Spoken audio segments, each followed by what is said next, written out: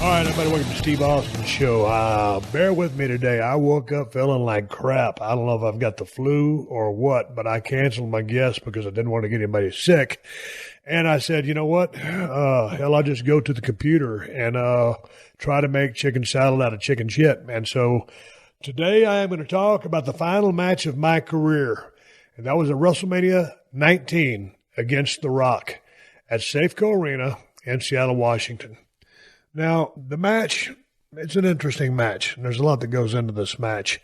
Didn't quite live up to our WrestleMania 17 match, in my opinion, but when I went into this match, this was right after I'd kind of decided, hey, man, I'm going to leave the business of professional wrestling. This is my last match. And there was only a few people at that time, maybe 5, that knew that this was going to be my last match. And this is also the time, if you guys have heard me tell the story before, the day before, I went to the gym with Kevin Nash, and my legs were really jumpy that day for some reason. And we were just talking, shooting the breeze. I had drank a couple of pots of coffee, drank a couple of Rip Forces, and finished working out with Kevin. I said, all right, man, I'll see you later. And I go back to my hotel room. I was standing at the Grand Hyatt. I'll never forget it. And I was way up on about the 26th, 27th floor. And, man, I remember right before I got to my floor, my heart started beating out of my chest. I was thinking to myself, oh, man, just like Fred Sanford, this is a big one. I'm going down. My heart rate reached about 180 beats a minute, and I'm about to just shit myself because I'm scared to death. I don't know what's up. Anyway, those elevator doors open, and my room is right to the left, literally about 15 steps away. And I know I need some help. And I have my little Motorola Star Trek flip phone. And when I got out of the elevator, there was one person coming down the hall, and that was Liz DeFabio. She used to work in the office. I don't know if she still works there. And, man, when that elevator door opened and I was standing there trying to walk to my room and my legs were shaky, I was in a panic. But I was trying to maintain my composure. But as soon as Liz saw me, she knew something was up. And I looked at her and I said, Liz, I need help. So she grabbed my key from me. She slid it on the magnetic thing and went into my room. And I said, Liz, I need help. So she dialed 911. And shoot, before you know it, there's 2 ambulance crews in my room trying to figure out what's going on with me. They've got heart rate monitors hooked up to me. They've got blood pressure things on me. And there's literally 2 ambulance crews there. And meantime, I'm on my phone talking with one of my best friends. He's still my doctor to this day, all of these years later, from San Antonio, my personal physician, Dr. Jimmy. And I called him up. Amongst all this chaos and everything that was going on, you know, Jimmy was my guy. And I called him. I said, Jimmy, I said, man, something's going wrong here, man. My heart's beating about 180 beats a minute. I was timing and I was counting it. I talked to him, and then I had to hang up with him. And I remember they kind of got me settled down, hooked some IVs up to me. And because I'm in the main event the next day, well, I'm the semi-main event in a major match at WrestleMania. I believe Brock Lesnar and Kurt Angle were the main event. And Rock and I followed a hell of a street fight match between Hulk Hogan and Vince McMahon. Both guys got color. Shane O came down to the ring. It was just a hell of a spectacle, hell of a match. I was watching part of that match take place a while ago, and man, Vince McMahon if you were his opponent, he gave you everything and then some as an opponent, just as far as living, feeling, breathing those moments of joy, anger, heel heat, shining a guy up. Man, that guy, many people just don't realize how he wasn't classically a coordinated worker, but as far as the emotions that really capture you and tell you the story, that's what he excels at. And the same thing with Hulk Hogan. Just like I've said on many podcasts in the back a few weeks, and when I talked to him there at his place in Tampa, there's really no one, there's a couple, I may be one of them, that have a feel for the audience like Hulk Hogan. He can read a crowd like there's nobody's business. So anyway, they had this knockdown, drag out, double color match, and The Rock and I go out there. And I guess this was about the time I took my ball and went home because I wasn't happy with some of the booking decisions that were going on at the time, and they wanted me to lose a match to Brock Lesnar there in Atlanta after, I'd worked in Columbus, Georgia, with Ric Flair the night before. And, of course, I was like a kid in a candy store working with Flair because I didn't have to call the match. I just listened to Rick. And worst piece of business I've ever done. Just got on an airplane, started drinking Bloody Marys, and ended up back in San Antonio. Went to my house, and my phone was ringing off the hook. So over the course of time, Jim Ross, my good friend, sends me a card. And he says, "Hey, man, if you ever want to talk, just call me." Man, I called him immediately. We started talking. And that's when Vince and I met at a high-rise hotel in Houston, Texas, and buried the hatchet, and I came back to the company. And shortly after I came back to the company, my nervous system was so shot. My neck had crapped out. I'd had my C3-4 fused in, 99? I missed most of 99, part of 2000, and then came back. When I came back, when you're gone that long, from a surgery or a walkout or whatever it is, man, being gone is one of the worst things. I mean, that's almost career suicide, out of sight, out of mind. Thankfully, for my fans, everybody stuck with me. And when I came back from both occasions, I went right back to the top. So anyway, this is an interesting deal because I was having so many neurological issues. And I remember walking, backstage with Bruce Pritchard, a couple of times. My nervous system was just shot, and I was having a lot of atrophy in my left hand, along with just other things that were bothering me. And it was just like I talked to Dale Earnhardt Jr. A few weeks ago on my USA Network show, Straight Up Steve Austin. And Dale had been in, some severe car crashes, had suffered some concussions, and he needed to, as he saw his specialist, and he had to pull a plug on his career, and because he was racing scared. And you can't race scared. And he was letting his crew down, his team down by racing scared because, man, they're all out there to win. And he just couldn't do it anymore. He was scared of crashing because he did not want to suffer another concussion because it just put him in so many weird places and so many side effects. And for me to go out there, and if the wrong thing happened at the wrong time, well, then I was going to end up in a wheelchair or whatever. So anyway, that's all on the line. And I remember them two ambulance crews come into my room. They get me all situated, run some IVs. They get me in a gurney. And here's the thing, man. When you're at the Grand Hyatt and you're at Wrestlemania, there's thousands and thousands of people there. So they got sheets draped up all around me. It was like a big shower curtain surrounding the stretcher that they was carrying me out to that ambulance on, because you can't let everybody know that Stone Cold Steve Austin is going to the hospital. There's WrestleMania the next day. And I was in a major match with The Rock. This is our final match ever. I had beaten him in 15. I had beaten him in 17, and here was 19, and 19 was going to be The Rock's night.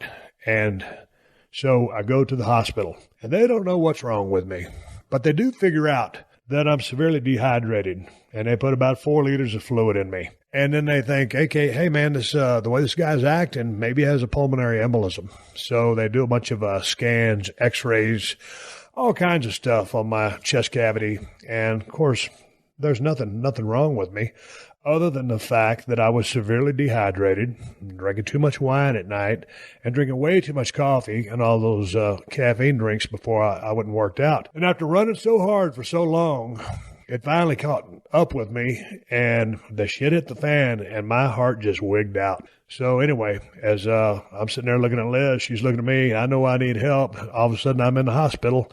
They're running tests on me, and, man, they keep me overnight.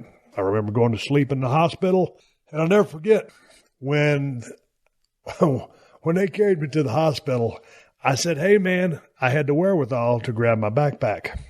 And because at that time in my life, if I didn't have what I needed to go to sleep, I wasn't going to go to sleep. I was like a light switch. I was either on or I was off, but I needed that light switch to help me, if you know what I mean, because I couldn't go to sleep on my own. So anyway, we get in there and run all these tests on me. I'm laid up in there. I'm going to spend a night. They're going to observe me. And I remember this nurse comes in there, and she had a little paper dish, one of those Petri dishes. And there's a little white pill in there. And I recognized the pill. And I asked her, I said, hey, what is that?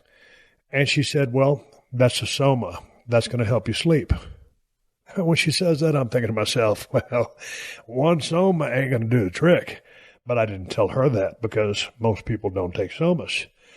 So anyway, I take the soma, and she goes out of the room, and she goes, I'll be checking on you during the night, and if you need anything, just ring this bell. And I was good to go. There was nothing wrong with me. They filled me up full of fluids, and so I get my backpack, and I grab about 3 or 4 somas and wash those down, and I think I remember wishing I had a beer to help kick them in, but that's the only way I was going to sleep that night. Because first of all, like I said, I was a light switch. I had to have my own gear, so I brought it in the form of my backpack. And on the other hand, I was thinking about this match. I'm going out there with The Rock, a very good friend of mine, and someone who I've got to do justice with. I mean, I've got to have a damn good match. And my heart is just wigged out. I'm physically frazzled. And when morning came, the day of WrestleMania, I guess that would have been a Sunday, I think Jim Ross was there. Jim Ross has always been there every time something happened to me, whether it was getting my neck fused up or bringing me back to the company, or recruiting me as well, all the times that he did. I remember the doctor saying, hey, Steve, man, I'm not going to medically clear you to wrestle today or tonight. He goes, now, you can do whatever you want to, but I'm not going to technically clear you. And for me, well, I was going to clear myself because this was going to be my last match. I owed one to The Rock. I've got to go out there in front of 54,000 people and put on the best show I can because that's just the way the business is. If you can go, you go. And I didn't know how I was going to hold up because of how jumpy my system was the day before. My legs, I was rehydrated. I didn't know what my heart was going to do. There's no permanent heart issue. I don't have a heart issue. It was just drinking. So we go out there and we proceed to have our match. And again, like I said, only a few people knew that this was going to be my last match. Most of the boys didn't have a clue. Just a few of us. And I'll never forget the build up to the match. Rock calls me out, and he basically issues a challenge. There's been championship belts involved in some of the other matches, but in WrestleMania 19, there's no championship on the line. I believe that was between Kurt Angle and Brock Lesnar, but it was a match. Again, these two icons in the sport, and Rock had already started gaining traction in Hollywood. He was turning into a movie star. And now he's the biggest movie star on the planet, but this was back in those formative years. And he was out there paying his dues, laying the groundwork. And right now, as I'm watching, here's the video package coming up between The Rock and Stone Cold. And he's got this black vest on. He's got his sunglasses on. I've got my traditional, leather vest with a silver writing. And as you go through these packages, man, if you get on the WWE Network, shows me at my ranch in Bernie, Texas, walking with that BLS shirt on and flipping vents off. These packages, there I am in my jorts. I remember giving somebody a stunner, and I ripped the ass out of those things, and I can see the black underwear but sticking out of my shorts. Double knee braces. I was pretty beat up at this time. And God dang, these packages that they used to do were just money. They was giving Bischoff a stunner. Love working with Bischoff. And here comes The Rock. He's got a bottle of water and a microphone. He's shrugging his shoulders. He's fixing to start talking smack to Stone Cold Steve Austin and issuing a challenge. And as The Rock looks at me, he takes those glasses off. Flashback to WrestleMania 15. There's us circling. Me giving him a stunner. Bouncing off the ropes at 17, another stunner. There's just something about The Rock and Stone Cold Steve Austin. It was just that crazy money history. Rock was working heel. People were telling him to go back to Hollywood. And these packages that they make are just incredible. Rock's talking shit to me. He's got that big belt buckle with that steer skull on there. There I am beating him at 17. Stunner. He's flipping everywhere again. I got the middle fingers up. Here we are. That's a face-off between The Rock and myself. And just for some reason, I don't know what that combination was, but it was nothing but just goosebumps and money. And The Rock felt it just like I felt it. There I am, wham. Oh, he pushes off on the stunner, bails out of the ring. And WrestleMania 19 is a match that we did it that night. And all these years later, as I sit here, flashback to the match in Philadelphia, WrestleMania 15, when I forgot my vest because I was going through a divorce. This was a match that I never rewatched. I might have watched this match one time. Maybe that was years ago. Rock's behind me, flipping me off. Gives me a stunner. Man, I was taking the shit out of those stunners, man. It's a good sell job. Now he's giving me a rock bottom. This is all the build-up package here.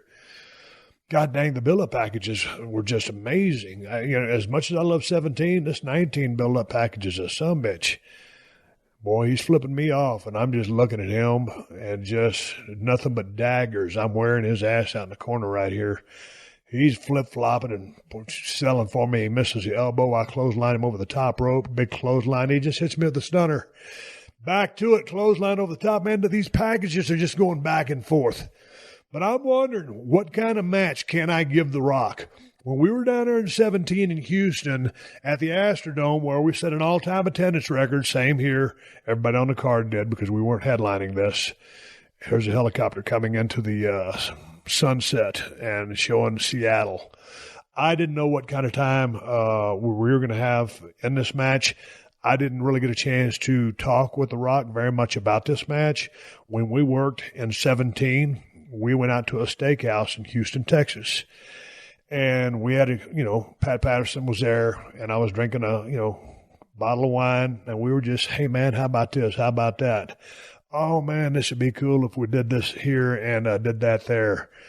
All right, Rock is making his entrance here at WrestleMania 19. So I'm going to be kind of in limited duty. Okay, Rock's coming down, man. He's all jacked up. It looks like $1 million. Swagger deluxe. Just has on his boots, his knee pads. He's got his elbow pads on, and it says The Rock right there on his trunks. He's really working it. Just looks like $1 million. That's how a champion. That's how an over guy carries himself. Because Rock was over. He comes swaggering down to the ring. I'll never forget. That was such a long ass walkway down to that ring. And I think it's Jason, is a guy who lights these buildings and puts all these signs up, had just done a phenomenal job. Because I remember going to the building that day, and it was just a very emotional day because if anybody said anything to me, I damn near would start crying because I knew that this was my last match. This was me riding off into the sunset. Nobody else knew that. The Rock did. Jim Ross did. Vince did, and I think Jim Ross probably even put a little extra mustard on his commentary on this, in building me up and talking about me. Maybe Lawler knew, maybe Jim had told him. Rock's still perched on this turnbuckle. I'm about to make my way to the ring, but I don't know, what I can give in this match. What do I have in the gas tank? 17, like I said, was a barn burner. Now, when I'm about to come out here in a minute, I was in pretty damn good shape. But after spending all night at the hospital, and, doctor says, hey, man, I'm not technically going to clear you. Yeah, it's kind of a weird situation. About to hit that glass break here. See what we got here.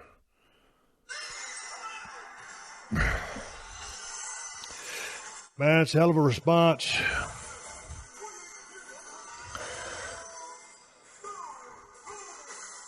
Yeah. Man, there's nothing like that. I got the bulletproof vest on. And walking down that damn ramp, there's confetti and shit everywhere. People, right there next to the barricades. God dang, that had to have been 100-yard walk.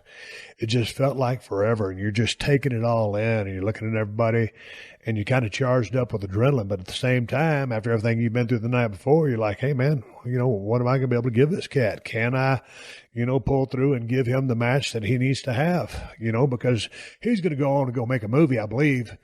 And I'm riding off in the sunset, and man, I don't want to disappoint, 54,000 people and however many people watching on pay-per-view. And I had this vest made.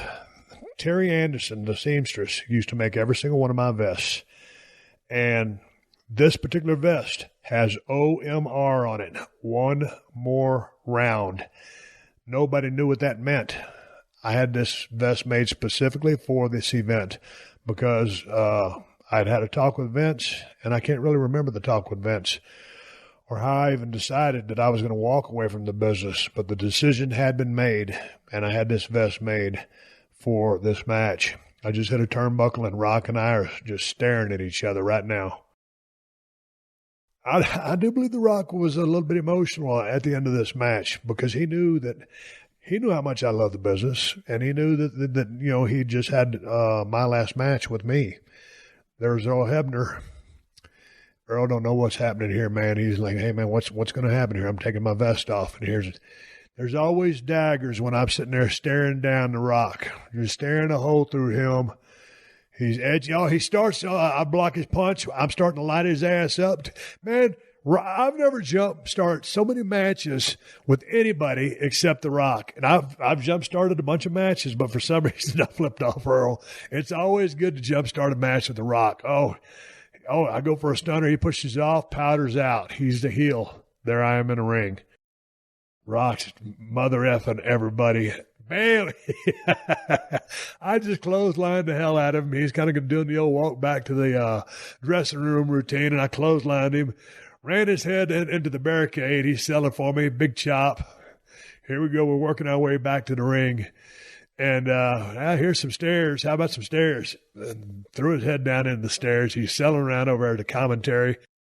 He's over by the barricade.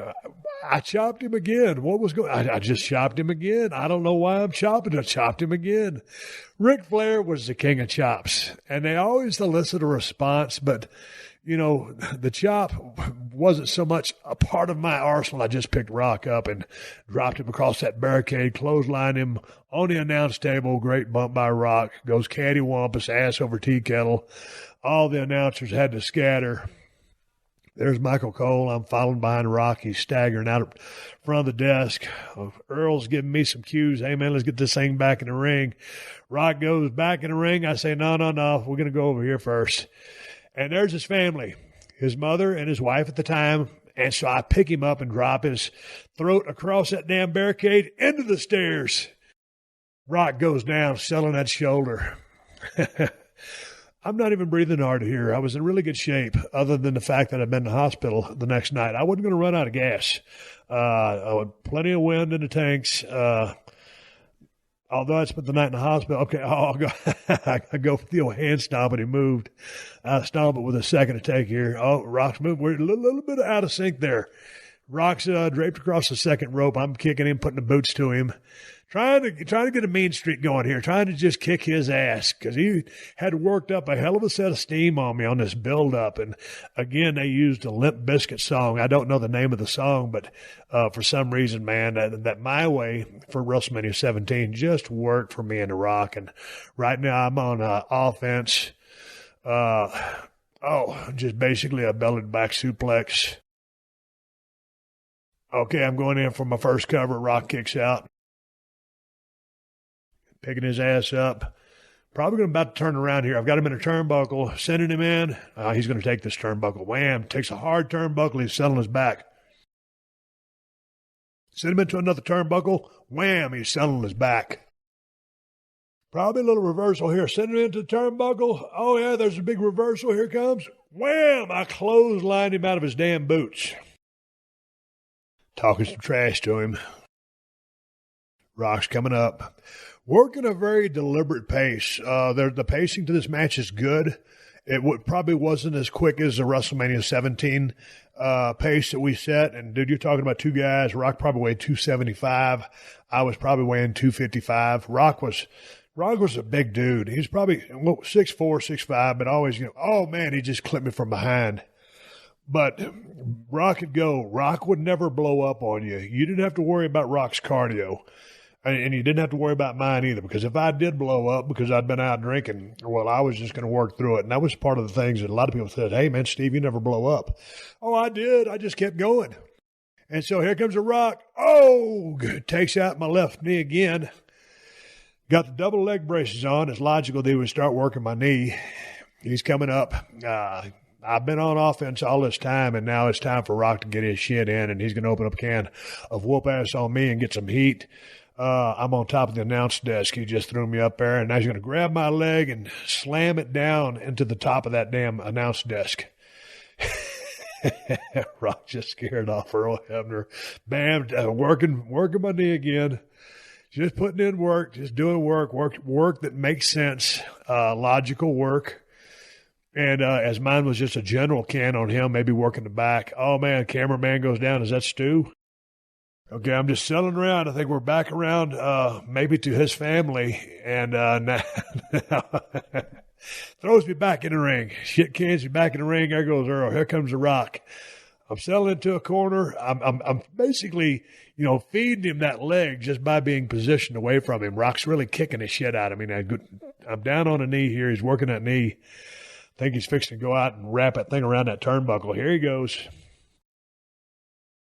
If you watch this match, down on the apron, just a good leg crank down on the apron to work the back of that knee.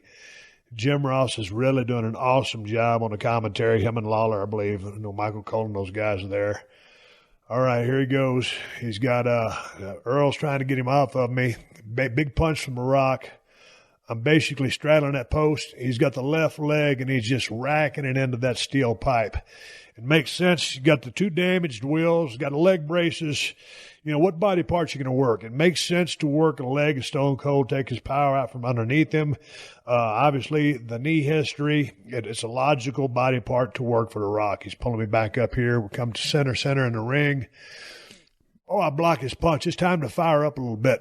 Big fire. Big right hand. Big right hand. Big right hand. Big right. I'm just teeing off on him. Send him in. Here he comes. I go for the backdrop. Kicks me. Oh, boots me right down in the knee. I went for the backdrop. He kicked me, stood me up, and then shot the left leg right underneath me. Excellent move by The Rock. Great strategy. Good high spot. Brought the crowd up. Took him right back down. Rock back into heat position. Really picks the knee up. Slams it down into the mat.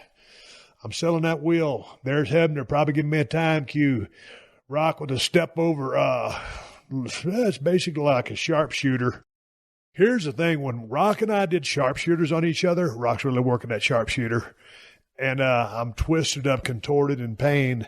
It was really hard for Rock to put a sharpshooter on me because I have pretty big legs. And I had all those Kevlar custom carbon fiber knee braces on. Conversely, when I tried to put the sharpshooter on him, his legs are like trying to grab steel coils. And his friggin' legs are so damn big and stout and just loaded with tension, it's hard to put his ass in a sharpshooter. And obviously, as electric and as much chemistry as The Rock had with us, with each other, we weren't quite on the technician level that like a Bret the Hitman Hart would be, who would have no problem putting this hold on either one of us. Rock still doing work. Big right hand, dragging me back over to another turnbuckle, pulling me by my leg braces. I'm in a world of shit here. Rock's working up a hell of a set of heat on me. Big right hand. Earl Hebner's trying to get him off of it. Rock draws back his hand like he's going to hit Earl Hebner. Earl Hebner's one of my, probably the favorite ref. I love Timmy White, Mike Chioda, all those guys. Never got a chance to work with Tommy Young. I would have loved that. But Earl Hebner was that guy. Okay, The Rock has picked up my Stone Cold Steve Austin vest. And now he's mocking or mimicking me. And he's got the bulletproof OMR black and silver vest on, getting a drink of water. And that's the thing that we used to do back in the day. You go out there and you just get a little cotton mouth or whatever. Okay, Rock just came in, and I said, oh, no, mother. Teeing off on him, send him in. He reverses me. I duck his clothesline, come back. Oh, double clothesline, double down. A lot of the times, double clothesline, double down. A lot of times, if you're out there, if you could fight over underneath the desk, you can get you a kayfabe swig of water just to wet your whistle a little bit. And also the showbiz part of it. There's many times he's spit water in my face and vice versa. Just a tremendous duck the clothesline, double clothesline. Really, really looks good. It's a double down. Rock's laid out on his back. I'm trying to make heads or tails of where I'm at. As far as physicality, as far as physically feeling in the match, I'm feeling good. No ill effects from being in the hospital the night before. Doctor said, hey, man, I'm not going to clear you, but if you're going to do it, you're going to do it. I did it. Here comes the Rock. I block his punch. I'm teeing off on him. Right hands, just big right hands. He still got my vest in. I sent him in for the ride. Oh, he ducks the elbow. Here's the Fez press. Wow, here we go. Wham, wham. These are deliberate punches. A lot of times those come in the form of rabbit punches. These are just deliberate, teeing off on the side of his head. Now I'm working into a frenzy. Picked up the tempo. Wham, start redlining at 6,000. Earl's trying to get me off. I just flipped him off. Picked him. Okay. Oh, oh, big elbow dropping across Rock's throat after two middle fingers. Oh, barely kicks out by the Rock. It's just great selling by the Rock. Just the drama. This match is a lot better than I remember it being, and I was just too hard to watch this match back. I've got him in the corner now. I'm just stomping his guts in, just taking my time, just stomping his ass. He's still got my vest on. Speed up the tempo a little bit. Could have laid those in better. You've got to lay your shit in. Pull him up now from the corner. Going to send him in for the ride here. Here he comes. He ducks the clothesline. He ducks the elbow. Wham! Comes back with a flying elbow. Does a kip up or a nip up, whatever you call it. Looks at the crowd. Half the people are cheering him. Some people are booing him. He's talking that smack. What a dynamic, electric performer. Here he comes. Oh, blind feed right into a rock bottom from me to him. After he talked all that smack, okay, I'm just going to be a little bit slow on this cover just to protect that finish. Oh, he barely kicks out. He barely kicks out of his own move. I give him the rock bottom, enough time to sell that just to protect that finish. Okay, he's laying in the middle of the ring. What have I got planned for him? I'm waiting for his ass to come up. It just looks like I'm about to hit him with a stone cold stunner. Just come on up, Rock. I'm just looking at him. Center of the ring. He's still selling. It's going to be a blind feed into something. I'm sure it's going to be a stunner. Here he's Rock with that trademark stunner. Rock with that trademark blind feed. Okay, I tried to kick him. He caught me. Caught my foot and gives me the Stone Cold Stunner. Rock has just stunnered Stone Cold Steve Austin. There's Lawler crowing like crazy, talking about what the Rock's done.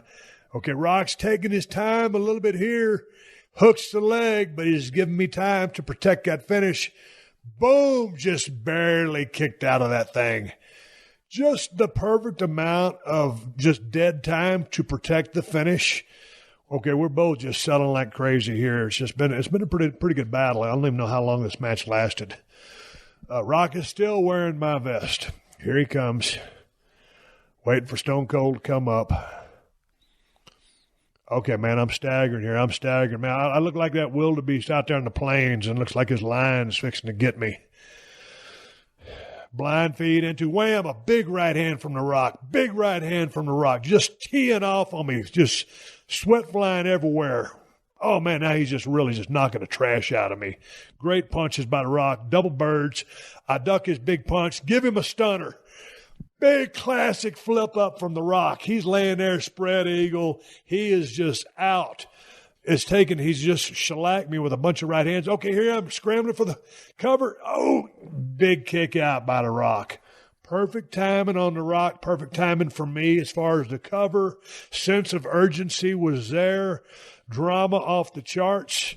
Two guys, two champs, former champs, two guys that are super over at many times during our runs. Just all, both working his baby face. And here he's come back from Hollywood, and we're doing battle. And it's just one more round. Earl's giving me some instructions there. I grabbed him by his shoulder and throw him down. And when I did that, Rock gives me the low blow. Jimmy shot. Rock talking about how smart he is.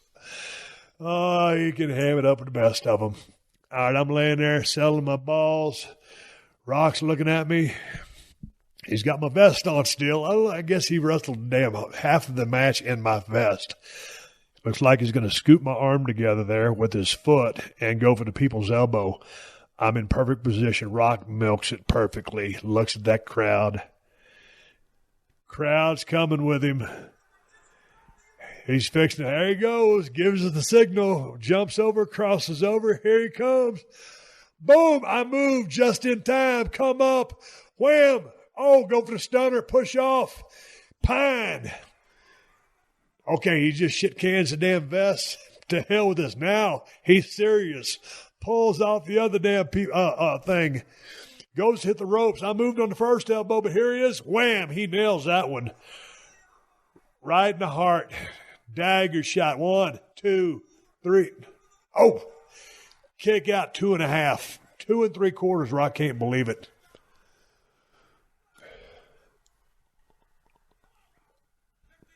We've got to be getting ready to go into the 3 rock bottoms. He just drilled me right in the heart with that people's elbow. I think that was a shoot. I'm kidding. All right, I'm trying to pull myself on that bottom rope. Rock's working that crowd, talking that shit. People are starting to boo him. He's just so much larger than life. I'm hanging off that top turnbuckle. It's going to be a blind feed into a rock bottom. Sure enough, blind feed, wham, rock bottom. Got the leg hook. 1, 2. Ooh. Kick out at 2 3/4. Rock's like, are you kidding me? You kicked out of that? I'm selling my ass off. I'm face down, hands clasped. Rock's walking around the ring. Setting up. It's going to be one more. He's just sitting there.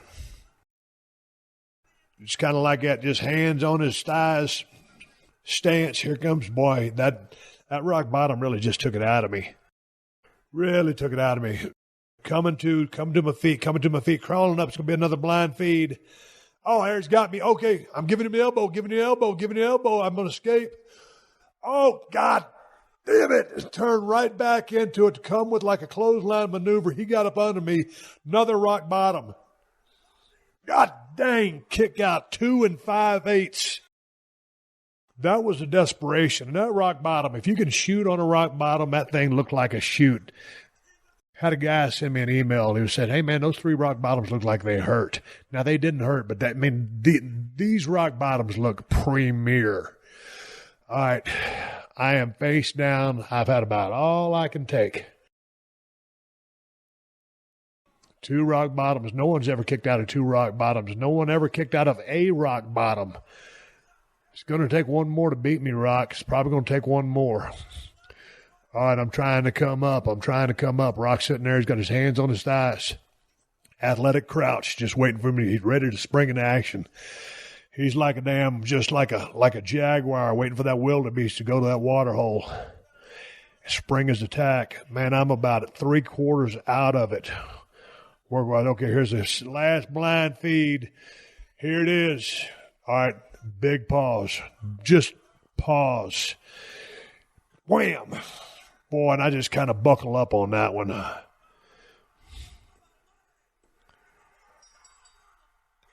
1, 2, 3. The pause before that last rock bottom was premier. Sending out the signal that this is it. This is the last one.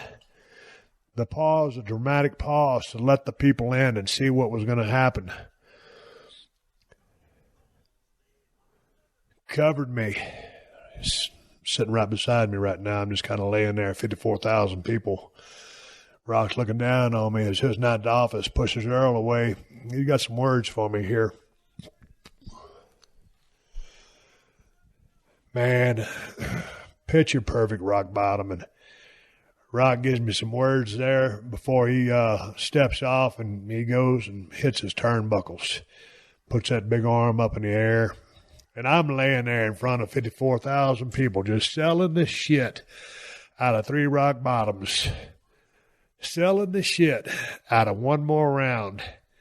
Dealing with the fact that I am never going to do this again. This is my last match. This is my last hurrah. 2003, 16 years ago, Rock hits another turnbuckle. He got the win. He's got to get the glory. Everybody's taking pictures, just flashes everywhere. What a house that was. What beautiful lighting by Jason. What an event. What a emotion-filled day. And to now know that it was over. And The Rock knows that he has just retired. Stone Cold Steve Austin stands beside me. I'm laying there just kind of still selling those tough ass rock bottoms that he delivered to me. If you'd ever shoot with something and make it look like it was just so real, those rock bottoms were. Kisses his former wife, says hello to his mother and his family, crosses back over the barricade, gives somebody a signal, and he's walking away right now, and he's wiping his face. I dare say he's a little emotional. Gives me a look back at that ring. And scratching his head right now. We just ripped it up. We had a tremendous match. And he knows how much I love the business. And I think he's feeling a little bit of the emotions that I'm feeling. And he's walking backwards up that ramp. And that was about a 100-yard walk. And he's looking at me, and he just touches his chest and gives a signal, and that looks like a shout out to me.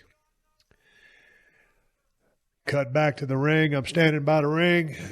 I just been through a damn war. The match was much better than I remembered it being. I thought it was a pile of shit when it happened because I knew I didn't know what I'd be able to give. And so I'm walking back up the ramp. Earl Hebner's behind me. I think Earl knows it's my last match.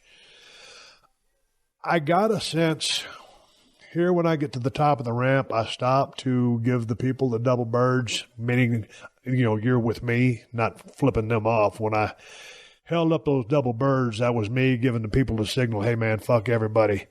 We're in this together. There was the FU part when I was telling someone that, but when I hold up those double middle fingers and they're pointed this way, that's we're all in this together, and that's unification. That's we're all here to have a good time, and that was badass. So I'm looking back, man. I just turned around and gave that crowd a little look, and I'm thinking, it feels like the weight of the world on one hand has been lifted off my shoulders because I'm not subjecting myself to injury anymore. But on the other side of that, I'm like, man, what's next? Because I didn't want to leave the business. I didn't want to pull my own plug. Just like Dale Earnhardt Jr. didn't want to pull his plug. Okay, I'm giving everybody the double birds here. And I think maybe because I'm up here for quite an extended amount of time, I wonder if some people realize, like, hey, man, that might have been Stone Cold's last match. But I always wanted to make sure that I gave everybody their money's worth. And so I would go out there and take advantage of any kind of opportunity I had to make sure the fans, they bonded with me, and I wanted them to know that I understood the bond and that we've all been in this together. And if they didn't support me, I was nothing without them. And I wanted to work my ass off to, keep earning their respect and, make them glad that they came to an event. And that's how I've always appreciated everybody's, support of my career. Michael Cole and Taz are wrapping this up right now. And so I would go to the back, and going to the back was weird because, what do you do next? You've been on the road.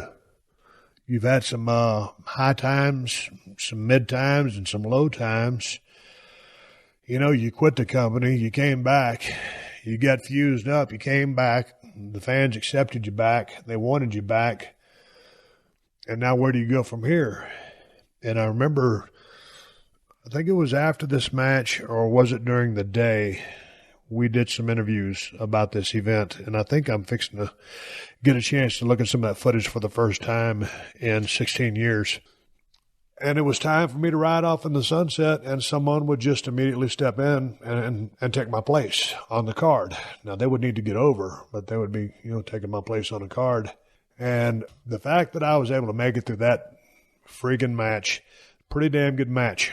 Pretty damn good. Not the best match we ever had, but that was a pretty damn good match. It was a lot better than I remember it for being.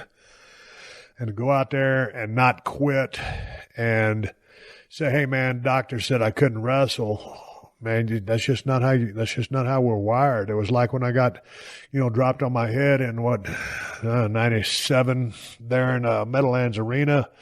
You just finish matches. It's like when Triple H tried to finish that match when he tore his quad. And I think that's the way true competitors are wired to, go out there and perform and finish if you can. And that night before, that day before, where all that shit happened, all the ambulances, all the paramedics in my room, spending the night getting rehydrated and not being able to talk with The Rock too much about what we're going to do. So it was just kind of like a skeleton type match where we filled in the blanks out there. But every time someone would say something to me, I would just you damn near start crying because, that's how much the business meant to me. And so anyway, now that that's all over and we'll move on, for the last couple of weeks, down there at the Raw reunion in Tampa, down there at the Madison Square Garden show at Monday Night Raw a couple of weeks ago, people always ask me, hey man, you're still in really good shape. You got one more match left in you. And I tell them, man, I say, it's a tough thing to think about. Physically, would I be capable of having one more match? Yes, most definitely. And I could make it through that match without being injured, although the risks are always there just because I think all the surgeries that I had, the fusion, opening up the where I had the spinal stenosis and getting that bone spur taken off my spinal cord, I'm in a good place. Nerves feel a lot better than they used to. So, in theory, could I have a match? In theory, yes. But would it be great to have a match? I don't know. I think that night in Seattle at Safeco Arena in front of 54,000 people working with The Rock, as they always say in any sport, leave it all on the field. That night, I left it all on the field. I've had this one guy that sends me a couple of emails because I've never answered the email. He goes, hey, man, when you took those 3 rock bottoms, those things look really stiff. Those things look like a chute. Well, The Rock is a big, strong-ass dude, 6'4", 6'5", and you come up and those things have got to look good. And it's an easy bump to take. It's a flat back bump. But yeah, I sold the shit out of them, and they just kept building in magnitude. It's like the first one was what it was. And then the second one just took that much more out of me. And it was only by pure guts and instinct and not to be, having your shoulders down for a 3 count because that means you've been beaten, to kick out. And then to feed in to that, that third one, and he really put the stink on that one. They hit in the way I just kind of crunched up. The drama of the pause before he gave me that was just symbolic that this is the one that ends this guy. No one knew the career, but that was what was going to end that match. And so I left it all in the ring that night. And a really good match with one of my arch rivals, one of my very, very good friends.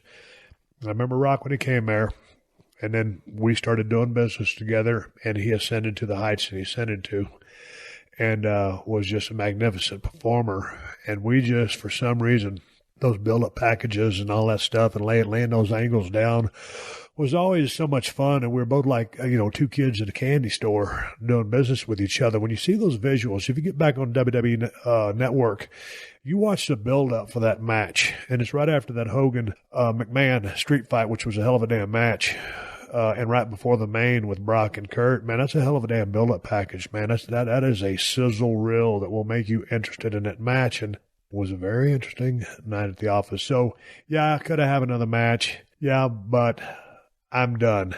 I got to enjoy going down to Madison Square Garden and hitting AJ Styles with a stunner. That was fun. Go out there and do stuff like that. That's fun. It's the young guys' time now, and gals. It's the young superstars' time. They need the TV time. I had a great career, and again, I pulled up that match out of the blue, because so many people have emailed me about it, and I've tried to watch it because I'm just type A, short attention span theater, and because I knew how it ended, not me getting beat, but just it was my last match, I just never could watch it. So watching that just now with you, it was a pretty damn good match. I gave it everything I had. I love working with The Rock. I love having Earl Hebner there. I love being in front of the crowd. I love being in the ring. It's like that was always, when you hear about, something like the Eddie Guerreros of the world, like sometimes Eddie could have, his bad days or his demons or whatever, but when he was in the ring, he was happy. And I think that's the same for me as well. Being in the ring was my happy place. And I wouldn't say it was exclusive to me and Eddie. I think it's almost exclusive to all the men and women that get into business. And that's when you get a chance to go out there and show who and what you are and what you're worth and what you can do and take that crowd on a ride. And as professional wrestlers, as performers, as people who are in the entertainment industry, to be able to take a crowd on that type of ride, that's what you hang your hat on.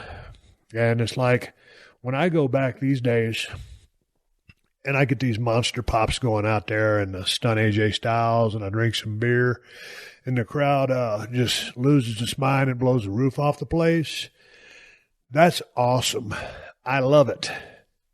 But there's nothing like going into the ring, and when the bell rings, that is your proving ground. That's where you show who and what you are and what you're worth and why you are, what you are and who you are and how you do things. And there's that level of pride, and to put in that good work, to turn in that high quality workmanship, to work a match that you can't see through, to protect your calls, to lay your shit in, to not telegraph the next thing.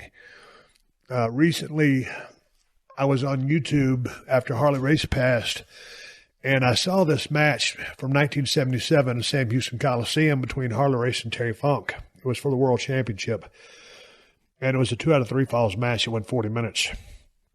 This was a classic style wrestling match from 1977. The wrestling that they were doing fit 1977. That was classic style. But if you get on YouTube and you watch this match, it's like you can't see these guys say anything. You'll see Harley kind of grunt here and there. And I know Harley was calling the match, and him and Funk worked a million times together. You can't see where the color happens. You can if you study it enough. But these guys were so subtle. They didn't look at the crowd one single time the entire match for 40 minutes. Now, I would look to the crowd. Rock would look to the crowd. There's a time to let that crowd in and work with them. But there's also pandering. That's going to the crowd too many times. That's begging the crowd for your approval. We're not there begging for approval. We're commanding respect and letting you know, here's what the story is. And if you respond accordingly, this is the ride that we're going to take you on. So if you go back and you watch that match, watch the subtleties. Watch not being able to see any call. Watch the reality. Now, there's only like 1.5 high spots in here. It's like a 2-stage high spot. It's a tackle given to Harley by Terry Funk, and then Harley gets up and sidesteps, almost like a matador with the bull, just sidesteps Terry, and Terry goes flying through the second, third ropes. And there's a time about the 23-minute and 40-second mark where there's an explosion in the cadence of the match. Terry Funk grabs Harley and a headlock, spins around to the other side, reverse hammerlock, single legs him, goes for the spinning toe hold. Harley kicks him off, and they both come up. And Harley comes up in a ready position from a crouch and just hawks a big loogie in the audience. And that was like, all right, let's get it on. And I'll do a lot of real solid arm work in the beginning of the match. But I digress. I don't want to go too far into this match because I wanted to talk about this match with Bruce Pritchard or Tom Pritchard or someone that had watched it, because Tom Pritchard was actually at this match in 77, given time cues while Paul Bosch was calling the match. And if you listen to this match and watch this match on YouTube, Paul Bosch was a very underrated commentator. And as he notes, man, there's probably 15 lockups in this match. And when these guys lock up, it's like two bulls clashing. It's just unbelievable, solid, believable work. And that's what The Rock and I were trying to do. And this was, again, a match from 2003. Styles have changed, but the reality must always be there. Fans must always be willing to suspend their disbelief, but to be able to buy into a product, you have to give them a product with no holes in it. There wasn't no holes in that match at WrestleMania 19. And so I'll wrap this podcast up. I went down memory lane. When I woke up this morning, I felt like shit. Just in watching this match and going through the beats, it's just picked me up and kind of took me to the next level. So I think I'm going to gas up my Kawasaki Teryx and take me a ride in the mountains. I hope you enjoyed the show. Like I said, I had a guest, but I just wasn't up to it. I wanted to talk about this match. It's been on my list of things to do for 6 years, and I finally did it. There was a lot of politics going on before this match happened. It was right before, it was right when I took my ball and went home. I just come back into the company, and then The Rock and I go to work. And that's when, due to the fact that my nerves were, my neurological issues were a shoot, and I was living fast. And I just decided it was going to be in my best interest for my long-term future to, ride off into the sunset, and that's exactly what I did. I hope you enjoyed the podcast. To The Rock, 15, 17, and 19, brother. No one's headlined 3 WrestleManias,